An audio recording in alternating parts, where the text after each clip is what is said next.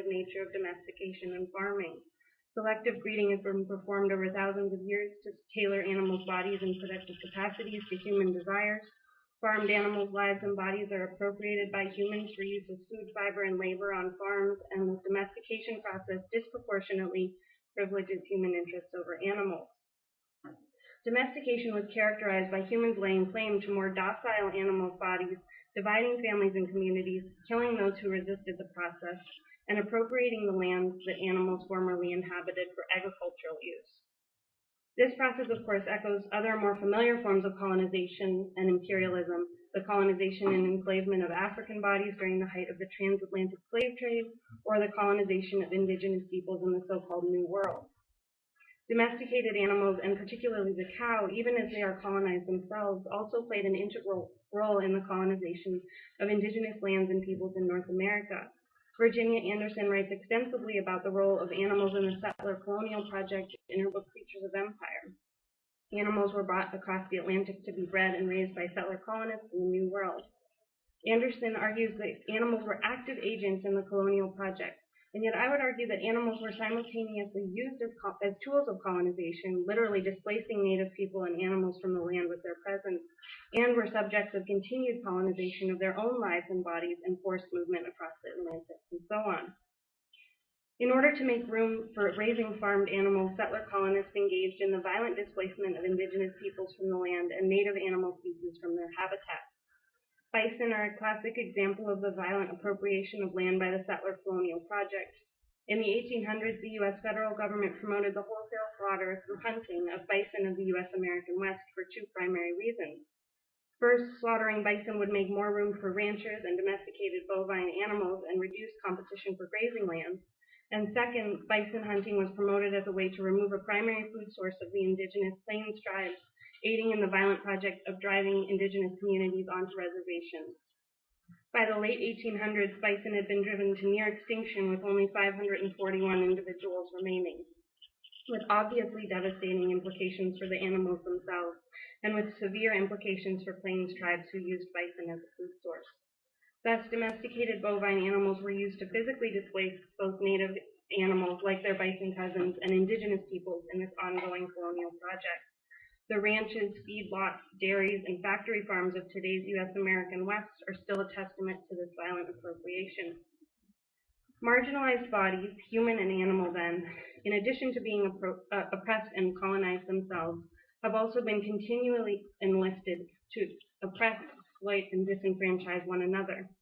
This is visible in the use of enslaved humans in early agriculture. It is visible in the role of animals in displacing indigenous groups and native animals in the colonization of North America, and it is visible in the current system of farming animals whereby disenfranchised humans, primarily immigrants, formerly incarcerated people, and people of color are disproportionately made to engage in the violent reproduction of colonizing farmed animal bodies in the food system. This colonization process gets further extended in the consumption of animal products. In obvious ways, the consumption of animal bodies reproduces the practice of farming animals and the subsequent colonization of their lives and bodies. Amy Breeze Harper's work on critical food geographies and post-colonial and critical race theories emphasizes the ways in which places and human beings have been historically colonized through imperialist practices and the ways in which these colonizing practices are employed today in spaces of commodity production near and far, the meat, egg, and dairy industries, the sugar, coffee, and tobacco industries. In addition to thinking about the impacts of production on the workers laboring in these industries, Harper explores the intersecting impacts of the consumption of these commodities on our own bodies.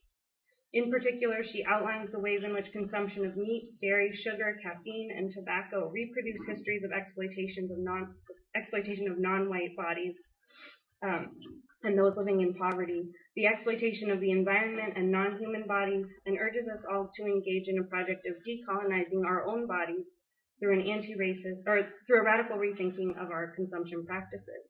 Harper writes, quote, "We must extend our anti-racist and anti-poverty beliefs to all people, non-human animals, and the environment," end quote. Legal scholars have explored the ways in which the status of animals as property creates and maintains certain conditions for them. And indeed, the cow used for milk is a prime example of how this property status enables the breeding, birthing, raising, and milking, and eventual slaughter of the cow for commodity production.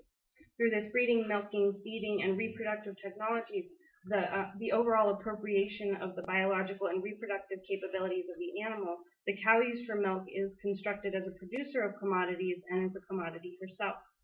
She is specifically purposed for this production, and the name dairy cow reflects this co-optation of her life and body. She is not just a cow, but a dairy cow, and her life is not her own.